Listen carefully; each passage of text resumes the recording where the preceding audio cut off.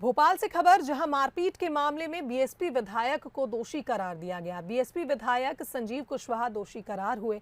Court खत्म होने तक अदालत में खड़े रहने की सजा दी गई। 2015 पंचायत चुनाव में सरपंच देवेंद्र यादव से उन्होंने मारपीट की थी, जिसके चलते ये सजा उन्हें सुनाई गई। विधायक के पिता पूर्व सांसद राम लखन सिंह को भी दोषी माना गया। तो राम लखन और संजीव कुशवाहा पर मारपीट का आरोप लगा था। भिंड से बीएसपी विधायक हैं संजीव कुशवाहा, जिनको सजा के तौर पर कोर्ट खत्म होने तक खड़े रहने की सजा दी गई। आरोपी विनोद कुशवाहा, पूर्व सांसद राम लखन सिंह कुशवाहा और वर्तमान विधायक संजीव सिंह को दोष सिद्ध करते हुए धारा 323 में ये न्यायालय उठने तक की सजा तो 1000 रुपये के जुर्माने से दंडित किया है। मामला 2015 का था, जिसमें मैंने अपने पक्षकार और जो इस प्रकरण के फरियादी देवेंद्र सिंह भदौरिया की तरफ से पक्ष रखा था, जिसमें उसके साथ हुई मारपीट और उसको किडनैप करके बंदी बनाकर नोएडा ले जाकर और उसको जो प्रलोभन दिया था कि वह उसको जनपद उपाध्यक्ष बनाएंगे, लेकिन वह कुछ नहीं किया और उससे जो लूट करके उसको बंदी बना के जो लूट किए, उसके संबंध में जो प्रकरण दर्ज हुआ था उस पर फैसला दिया है। National quality assurance standard programme के तहत देश के 6 प्राथमिक स्वास्थ्य केंद्रों का चयन हुआ। इस सूची में जबलपुर स्थित कटंगी पीएचसी ने जगह बनाई है। मध्य प्रदेश सहित सेंट्रल इंडिया का पहला NQAS सर्टिफिकेशन वाला अस्पताल अब कटंगी पीएचसी बन चुका है। ज्यादातर पीएचसी साउथ इंडिया के हैं और इस सर्टिफिकेशन के मिलने के बाद यहां केंद्र और राज्य सरकार से मरीजों को बेहतर सुविधाएं उपलब्ध कराने के लिए अतिरिक्त फंड भी दिया जाएगा।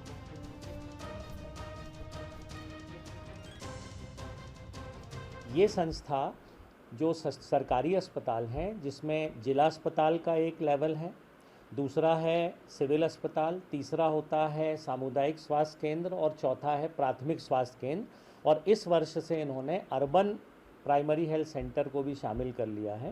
तो इन 5 तरह की संस्थाओं में ये निरीक्षण करते हैं। इनमें अलग अलग विभागों की संख्या होती है। ऐसे 6 विभागों में बांटा जाता है पीएचसी को। इसके लिए पहले इंटरनल असेसमेंट होता है जो संस्था के लोग करते हैं। 70% से अधिक मिलने पर राज्य स्तरीय निरीक्षण होता है। उसमें भी 70% से अधिक अंक मिलने पर राष्ट्रीय स्तर का निरीक्षण होता है, जो कटंगी प्राथमिक स्वास्थ्य केंद्र का किया गया था। इधर बुरहानपुर में कनेक्शन जोड़ते समय एक बिजली कर्मी को करंट लग गया। स्थानीय लोगों ने बिजली कर्मी को खंबे से नीचे उतारा। बताया जा रहा है कि गंभीर हालत में बिजली कर्मी को अस्पताल में भर्ती कराया गया। तो लाइन हेल्पर खंबे पर चढ़कर कनेक्शन जोड़ रहा था, उसी दौरान उसको करंट लगा, जिसके बाद गंभीर हालत में उसे अस्पताल पहुंचाया गया। गणपति नाका थाना क्षेत्र के आजाद वार्ड का मामला है। तस्वीरें दिखा रहे हैं। लाइन हेल्पर खंबे पर चढ़कर कनेक्शन को ठीक कर रहा था और उसी दौरान उसे तेज करंट लगा। वहीं स्थानीय लोगों ने बिजली कर्मी को खंबे से नीचे उतारा और फौरन उसे अस्पताल भेजा।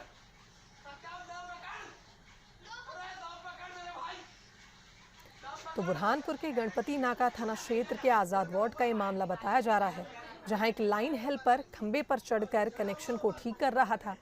उसी दौरान उसे तेज करंट लगा, जिसके बाद स्थानीय लोगों ने उसे अस्पताल पहुंचाया।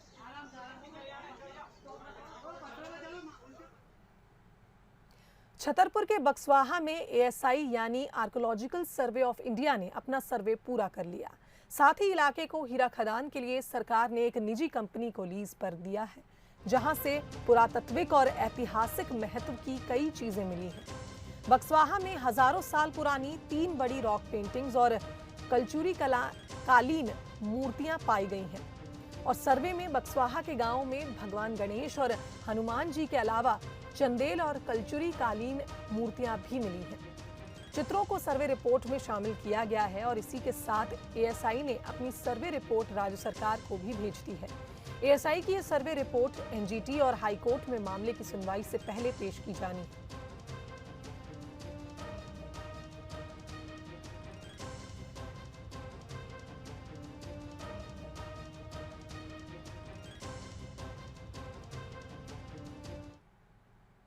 टोक्यो ओलंपिक में भारतीय हॉकी टीम ने अपना पहला मैच जीत लिया। वहीं इटारसी के खिलाड़ी विवेक सागर के घर में खुशी का माहौल देखने को मिला। यहां के खिलाड़ियों ने बड़े प्रोजेक्टर पर एक साथ मैच देखा। साथ ही इंडियन टीम के जीतने पर जबरदस्त खुशी भी जाहिर की। बता दें कि इंडियन हॉकी टीम ने न्यूजीलैंड के साथ पहला मैच खेला और ये मैच 3-2 से जीत लिया। Vivek Sagar Indian junior hockey team की कप्तानी कर चुके हैं। साथ ही 21 साल की उम्र में विवेक अपना सपना पूरा कर हॉकी टीम के साथ पहली बार ओलंपिक खेलने पहुंचे।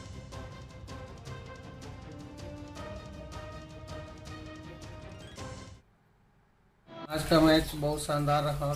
टोक्यो ओलंपिक में इंडिया 3-2 से जीत गई और कल ऑस्ट्रेलिया से मैच है, उसमें भी हमें पूरा आशा है कि इंडियन टीम का जो इरादा है बुलंद इरादा है, उसके आगे ऑस्ट्रेलिया भी झुकेगी, हारेगी। चलिए रुक कर लेते हैं मौसम की खबर का। तो भोपाल में ऑरेंज अलर्ट जारी हुआ है। 27 जिलों में बारिश का ऑरेंज अलर्ट जारी हुआ। वहीं मौसम विभाग ने रीवा, सतना, अनूपपुर, उमरिया, डिंडौरी, कटनी और जबलपुर में अलर्ट जारी किया है। तो नरसिंहपुर, मंडला, सागर, छतरपुर, टीकमगढ़, विदिशा में भी अलर्ट जारी हुआ है। अशोकनगर और शिवपुरी में ऑरेंज अलर्ट जारी किया गया। तो प्रदेश के 27 जिलों में बारिश को लेकर अलर्ट जारी हुआ है। कई जिलों में तेज बारिश का दौर लगातार जारी है। 24 घंटे से ज्यादा का समय बीत चुका है और कई जिलों में लगातार भारी बारिश हो रही है। वहीं कुछ जिले ऐसे हैं जहां पर हल्की बारिश गरज चमक के साथ हो रही है। तो नरसिंहपुर, मंडला, सागर, छतरपुर, टीकमगढ़ में भी ऑरेंज अलर्ट जारी किया गया। मौसम विभाग ने चेतावनी की है कि अगले 24 घंटे तक यहां तेज बारिश होने की आसार है।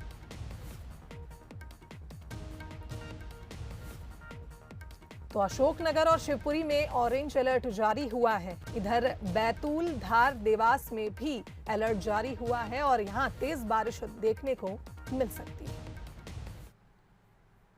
प्रदेश में लगातार भारी बारिश का दौर जारी है। बारिश के कारण सभी नदी नाले उफान पर हैं। कहीं पुल डूब गए हैं तो कहीं आने जाने वाले मार्ग ही बंद हो गए हैं। कई शहरों में रुक रुक कर बारिश होने का दौर लगातार जारी है। वहीं यात्री और आम जनों को इसके चलते काफी परेशानी का सामना करना पड़ रहा है। आइए आपको 5 तस्वीरें दिखाते हैं जहां पर बारिश आफत बनकर बरस रही है। पेंड्रा की तस्वीरें दिखा रहे हैं किस तरह से वहां पर खेतों में पानी भर गया है। सड़कों पर और पुलिया पर पानी का बहाव बहुत ज्यादा तेज है। कटनी की अगर बात की जाए, यहाँ पर जो मुख्य मार्ग था उसे ही बंद कर दिया गया और आवागमन में दिक्कत हो रही है। कवर्धा की तस्वीरें दिखा रहे हैं किस तरह से सड़कों पर लबालब पानी भरा हुआ है और लोगों को यहाँ पर आने जाने में तकलीफ हो रही है। लोरमी और ठीकरी में भी कुछ ऐसा ही हाल है, जहाँ सड़कों तक, पुलिया तक पानी इतना ज्यादा भर गया है कि जनजीवन अस्त व्यस्त हो गया है।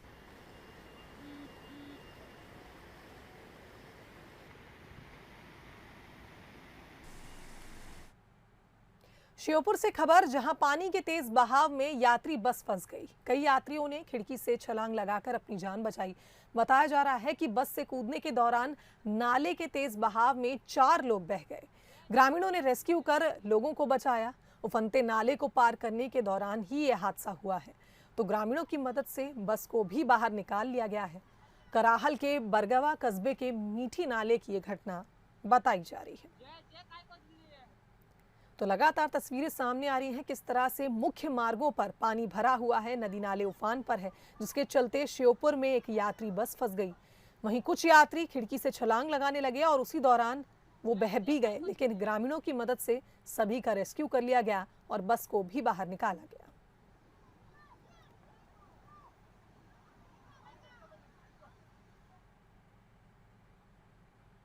इधर कटनी में लगातार बारिश होने से नदी नाले उफान पर हैं और लोग जान जोखिम में डालकर पुल पार करते हुए नजर आ रहे हैं। थोड़ी सी चूक भी एक बड़े हादसे को न्योता दे सकती है। भदार नदी पर एक कोयले से भरा ट्रक पलट गया, लेकिन लोग सबक लेने को तैयार नहीं हैं और जान जोखिम में डालकर लगातार पुल को पार किया जा रहा है। तो थोड़ी सी चूक भारी पड़ सकती है, लेकिन लोग मानने को तैयार नहीं है। बारिश से नदी नाले उफान पर हैं, लेकिन उसके बावजूद लापरवाही बरतते हुए लोग इन नाले और नदियों को पार करते हुए नजर आ रहे हैं, जिसके चलते कई हादसे पहले भी हो चुके हैं।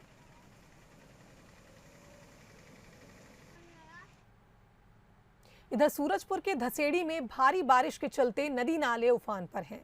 पुल और पुलिया डूबे हुए हैं। वहीं पुल के ऊपर से पानी होने के बावजूद भी एक साइकिल सवार ने पुल पार करने की कोशिश की और पानी के तेज बहाव में बहने लगा।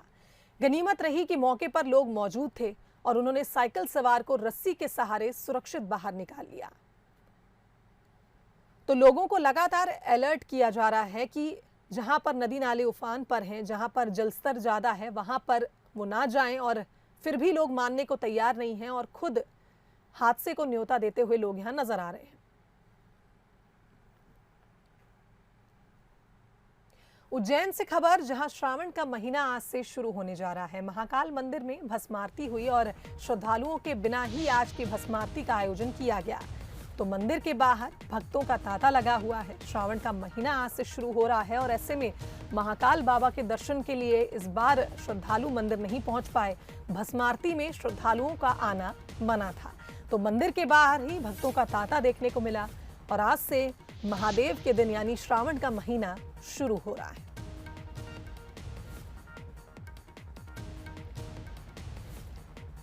तो श्रावण महीने को लेकर पहले ही कलेक्टर ने आदेश जारी कर दिए थे, जिसके चलते श्रद्धालुओं को सुबह 6 बजे से दोपहर 12 बजे तक ही श्रद्धालुओं को मंदिर के अंदर एंट्री के लिए बोला गया है। साथ ही बता दें, जो यात्रा निकलती है उसमें भी श्रद्धालुओं का आना मना है।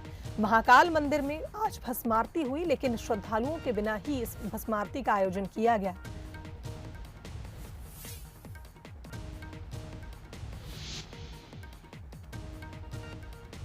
तो महाकाल मंदिर के पुजारियों और महाकाल मंदिर के कर्मचारियों को ही भस्मारती में प्रवेश की अनुमति दी गई है। भस्मारती के श्रद्धालुओं को महाकाल मंदिर में प्रवेश नहीं दिया गया और बाहर से ही श्रद्धालु बाबा महाकाल के दर्शन करते नजर आए। तो श्रावण मास भगवान भोलेनाथ का सबसे प्रिय माह माना जाता है और मान्यता है कि श्रावण माह में भोले बाबा की पूजा करने से मनोकामनाएं पूरी होती हैं।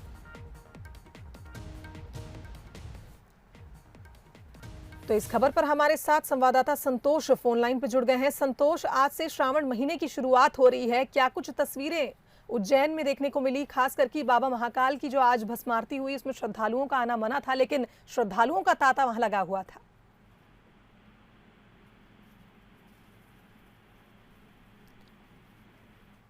लगता है संतोष से हमारा कनेक्शन नहीं हो पाया है टेक्निकल प्रॉब्लम के चलते। चलिए, तो जिला प्रशासन ने 1 साल से भी ज्यादा भस्मारती के दौरान श्रद्धालुओं के प्रवेश पर प्रतिबंध लगाया हुआ है और आज से श्रावण का महीना शुरू हो रहा है, जिसे भोलेनाथ का सबसे प्रिय माह माना गया है।